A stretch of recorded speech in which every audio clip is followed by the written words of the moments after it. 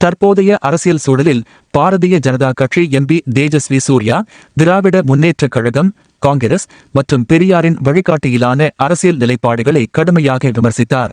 மக்களவையில் நடந்த தனது உரையில் அவர் முன்வைத்த சில முக்கியமான குற்றச்சாட்டுகளும் விளக்கங்களும் தேசிய அரசியல் விவாதங்களில் புதிய திருப்பங்களாக மாறியுள்ளன. சனாதன தர்மம் மற்றும் மதச்சார்பின்மை. தேஜஸ்வி சூர்யா தனது உரையின் முக்கிய பகுதியை சனாதன தர்மம் தொடர்பான விவகாரங்களுக்கு ஒதுக்கினார்.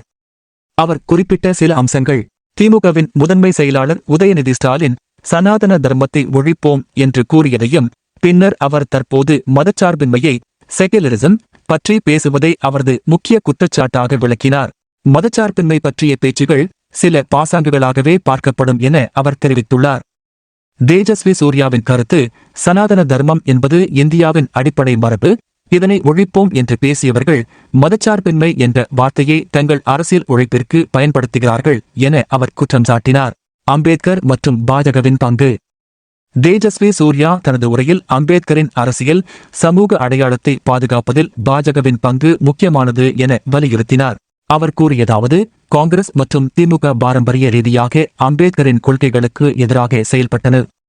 பாஜக மட்டும்தான் அம்பேத்கரின் அரசியல் பாரம்பரியத்தை பாதுகாத்து அவருடைய கொள்கைகளை நாட்டின் அரசியல் வடிவமைப்பின் அடிப்படையாக அமைத்தது என அவர் குறிப்பிட்டார். இதன் மூலம் பாஜக தன்னை ஒரு சமூக நீதி காக்கும் கட்சி என்ற வகையில் முன்வைத்துள்ளது. அரசியலமைப்பு மீதான தாக்குதல். அவர் தனக்கே உரிய ஆவேசமான பேச்சு நடைமுறையில் அரசியலமைப்பை காப்பதாக நடிக்கும் எதிர்க்கட்சிகளை கடுமையாக விமர்சித்தார். அவர் கூறியது: கடந்த காலங்களில் அரசியலமைப்பு சட்டத்தை மீறி செயல்பட்டவர்களே இன்று அரசியலமைப்பை காக்கும்படி நடிக்கிறார்கள். இது ஒரு பெரிய நாடகம். அவர் திமுகவின் முன்னாள் வழிகாட்டியான பெரியார் தலைமையில் நடந்த நிகழ்வுகளை எடுத்துக்காட்டினார். 1957ஆம் ஆண்டு பெரியாரின் ஆதரவாளர்கள் அரசியலமைப்பை எதிர்த்து நடத்தின அவர்களின் நடவடிக்கையால் 200 பேர் கைது செய்யப்பட்டனர் என அவர் குறிப்பிட்டார்.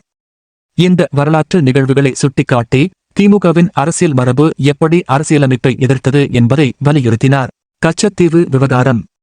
தீவிரமான கச்சத்தீவை இலங்கைக்கு ஒப்படைத்ததற்கான குற்றச்சாட்டையும் தேஜஸ்வி சூர்யா மேற்கொண்டார்.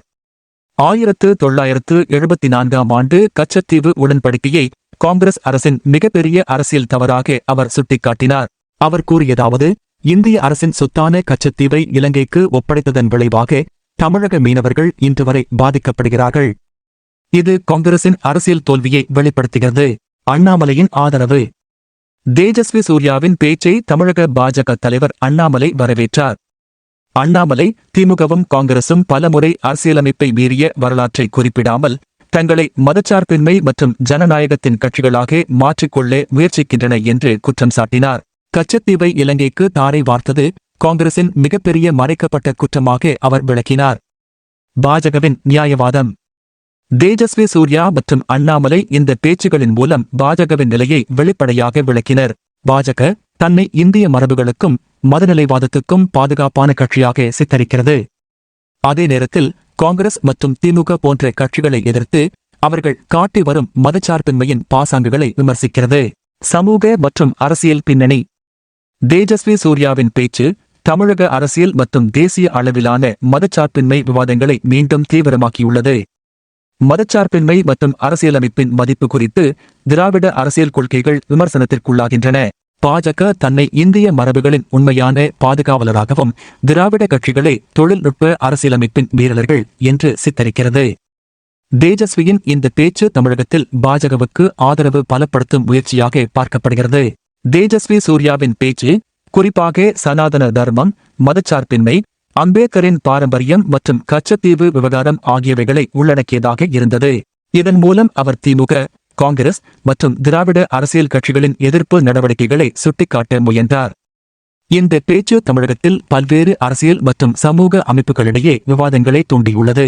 எதிர்க்கட்சிகள் இதற்கான பதிலை என்ன அளிக்கின்றன என்பதை எதிர்பார்க்கலாம். Lot was spoken about the basic structure of the constitution. Parliamentary sovereignty and sovereignty of India is one of the founding principles of the nation. But the Congress party, not just in the instance of Kachativu, but even in the instance of Aksai Chin with respect to China, and more recently it was learnt that the UPA government was ready to even give away Siachen to Pakistan. This is their commitment to territorial integrity of this country.